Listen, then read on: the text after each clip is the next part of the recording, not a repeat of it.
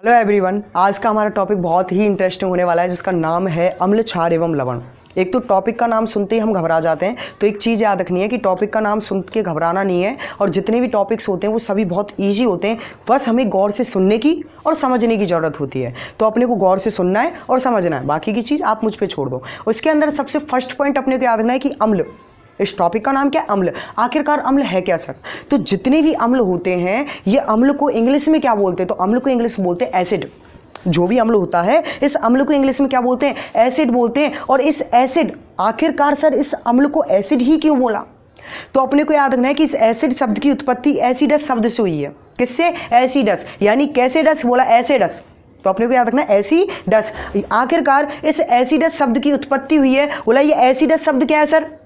बोला एसिडस है क्या? तो अपने को पता होना चाहिए कि एसिडस एक लैटिन भाषा का शब्द है जिसका हिंदी अर्थ क्या होता है? खट्टा होता है। यानी जितने भी अम्ल होंगे लाइफ में, जितने भी अम्ल हमको मिलेंगे वो सभी अम्ल स्वाद में कैसे होते हैं? बोला खट्टे होते हैं।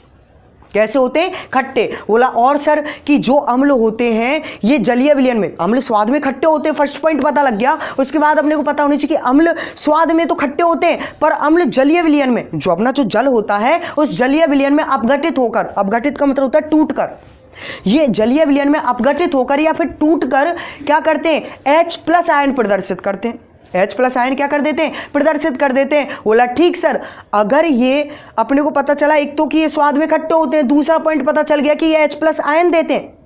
आखिरकार ये अगर H+ आयन प्रदर्शित करते हो तो यानी इनमें सब में सर H+ होता है? बोला हाँ, अम्लों में सब में क्या होता है? H+ आयन्स होते हैं। तो एग्जाम्पल्स क्या हो सकते हैं? बोला HCl, H2SO4 और HNO3, ये सभी क्या है? अम्ल हैं। बोला इनके नाम क्या होते हैं? तो अपने को याद रखना है कि जैसे HCl है, उस HCl का साइंटिफिक नाम होता है, इस HCl का नाम होता है, रासायनिक नाम होता है हाइड्रोक्लोरिक अम्ल। H2SO4 सल्फ्यूरिक अम्ल और HNO3 नाइट्रिक अम्ल। अब अगर ये अम्ल जितने भी मैं बोला था कि इसमें H+ आयन्स होते हैं, अगर इनमें H+ आयन होंगे तो आपको पता होना चाहिए कि जो H+ आयन प्लस यानी एक आवेश है सर, और आवेश की जो प्रवाह होता है, आवेश का जो प्रवाह की दर होती है, इस आवेश की प्रवाह की दर को तो विद्युत धारा कहा जाता है। यानी ये जितने भी अम्ल होंगे ये सभी विद्युत के सुचालक होंगे। बोला हाँ, ये जितने भी अम्ल होते हैं ये सभी विद्युत के क्या होते हैं? सुचालक होते हैं। विद्युत के क्या होते हैं? सुचालक। यानी इनमें आराम से विद्युत धारा क्या हो जाती है? प्रवाहित हो जाती है। इनमें सब में क्या आता है? करंट आता है सर। क्या आता है? करंट। उसके बाद अपने को याद रखना है कि ये अम्ल की सर और क्या क्वालिटीज होती हैं? कि अम्ल की सबसे अच्छी क्वालिटीज का एक ही दोस्त है, नवादा एक दोस्त है इकलौता, उसका नाम है अनिल।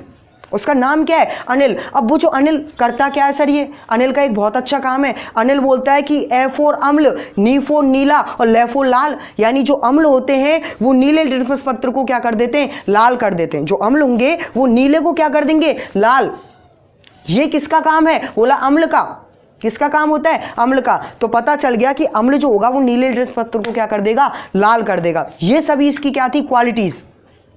अब बात करते हैं कि आखिरकार ये जो अम्ल है ये किस किस से अभिक्रिया कर सकता है और किस किस रूप में परिवर्तित हो सकता है। तो सबसे फर्स्ट पॉइंट इसके अंदर अपने को याद रखना है कि अम्ल जो है कि अम्ल क्षार के साथ अभिक्रिया करते हैं। सबसे फर्स्ट अपने को याद रखना है कि अम्ल किसके साथ अभिक्रिया करता है? क्षार के साथ। बोला सर क्षार क्या है? तो ये क्षार वगैरह जितनी भी चीजें इनको मैं आपको आगे बताऊंगा, चिंता मत कीजिए आप। तो इसके अंदर सबसे पहले अपने को याद रखना है कि जो भी अम्ल होता है ये अम्ल किसके साथ अभिक्रिया करेगा? क्षार के साथ। और क्षार के साथ अभिक्रिया करने के बाद लवण और जल का क्या कर देता है? निर्माण कर देता है, यानी उनको बना देता है, ऑर्गेनाइज कर देता है। आखिरकार सर अम्ल ने क्षार से अभिक्रिया करके ऐसे कैसे बना दिया लवण और जल?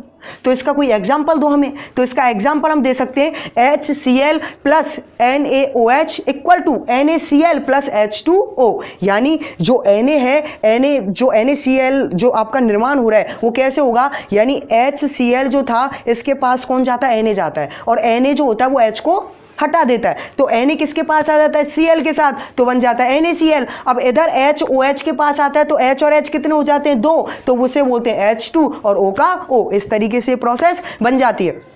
उसके बाद नेक्स्ट पॉइंट अपने को याद रखना है कि अम्ल यदि क्षार के साथ अभिक्रिया करता है तब भी लवण और जल का निर्माण करेगा, और यही अम्ल अगर धातु ऑक्साइड के साथ अभिक्रिया करे तब भी लवण और जल का निर्माण करता है। बोला सर बहुत बढ़िया। बोला इसका एग्जाम्पल क्या होगा, यानी याद रखना है कि अम्ल धातु ऑक्साइड के साथ अभिक्रिया करके किसका निर्माण करते हैं, लवण और जल का। बोला एग्जाम्पल, तो इसका एग्जाम्पल अपने को याद रखना है 2HCl plus MgO equal to MgCl2 plus H2O। इधर क्या होता है इसमें कि जो Mg होता है वो 2HCl के पास जाता है और H2 को हटा देता है, तो यहां पर जो Mg है वो किसके साथ जुड़ जाएगा, Cl के साथ। तो फिर बनता है Mg और Cl कितने थे अपने पास, 2, तो बन गया MgCl2 प्लस का प्लस, और यहां पर H2 किसके साथ जुड़ जाता है, O के साथ, और बन जाता है H2O। उसके बाद बात करते हैं, ये दो प्रोसेस अपनी हो गई, लवण और जल का निर्माण होता है। बोला और सर अब अपने को याद रखना है कि जो ये अम्ल है, ये अम्ल किसके साथ अभिक्रिया कर ले, ओनली केवल और केवल धातु के साथ। अम्ल जो होता है केवल किसके साथ अभिक्रिया कर ले, धातु के साथ। अगर वो धातु के साथ अभिक्रिया करता है तो लवण और हाइड्रोजन गैस का निर्माण करता है। तो इसमें अपने को क्या याद रखना है कि अम्ल धातु के साथ अभिक्रिया करके लवण और हाइड्रोजन गैस का क्या कर देता है, निर्माण कर देता है। बोला सर इसका एग्जाम्पल दीजिए, तो इसका एग्जाम्पल अपने को याद रखना है 2HCl plus Mg equal to MgCl2 plus H2।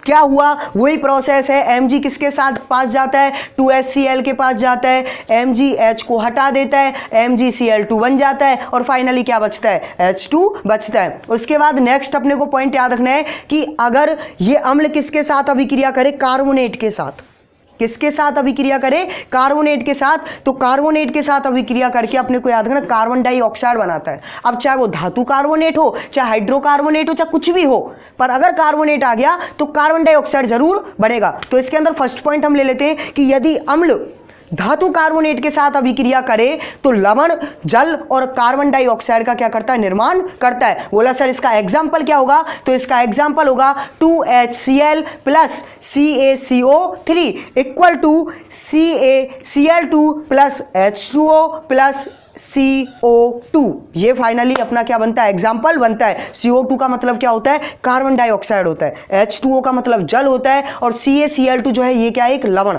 ये क्या है, एक लवण। उसके बाद नेक्स्ट पॉइंट अपने को याद रखना है कि यदि अम्ल पहले धातु कार्बोनेट के साथ अभिक्रिया की थी, अब यदि अम्ल जो है वो किसके साथ अभिक्रिया कर ले, धातु हाइड्रोकार्बोनेट, किसके साथ अभिक्रिया कर ले, धातु हाइड्रोकार्बोनेट। तो इसके अंदर अपने को याद रखना है कि अम्ल धातु कार्बोनेट के साथ, धातु हाइड्रोकार्बोनेट के साथ अभिक्रिया करके लवण, जल व कार्बन डाइऑक्साइड का क्या करता है, निर्माण करता है। तो इसका फाइनली एग्जाम्पल क्या होगा, HCl plus NaSCO3 equal to NaCl plus H2O plus CO2। इसके अंदर भी क्या होता है, NaSCl के पास जाता है तो H को हटा देता है, तो बन जाता है NaCl प्लस का प्लस, और यहाँ पर H किसके पास आ जाता है, H के साथ, और H और H कितने होते हैं, H2, और A को इसमें से निकल जाता है तो H2O, और CO3 में से A को कम होते ही हम बोल देते हैं कि CO2। ऐसे अपना फॉर्मूला बन जाता है। इसके बाद ये अम्ल यहीं पे पूरा खत्म हो जाता है। इसके अंदर से आपको खुद को क्वेश्चंस पुटअप करने और कमेंट बॉक्स में बताने। अगर कोई भी क्वेश्चन में प्रॉब्लम आती है तो उसका आंसर आपको नेक्स्ट वीडियो में मिलेगा। आपको खुद को मेहनत करनी है। जैसे कि मैं बता देता हूं आपको एग्जाम्पल कि अम्ल जो है उसकी शब्द की उत्पत्ति किससे हुई है, एसिडस शब्द का अर्थ क्या होता है, एसिडस शब्द किस भाषा का शब्द है। ऐसे काफ़ी तरह के इसके अंदर से आप क्वेश्चंस निकाल सकते हो। या आपको खुद को मेहनत करनी है। अगर नहीं आ रहा है समझ में तो दोबारा गौर से सुनिए, क्योंकि गौर से सुनने से ही समझ में आता है। इस बात का आप विशेष ध्यान रखिए। नेक्स्ट पॉइंट है अपना क्षार।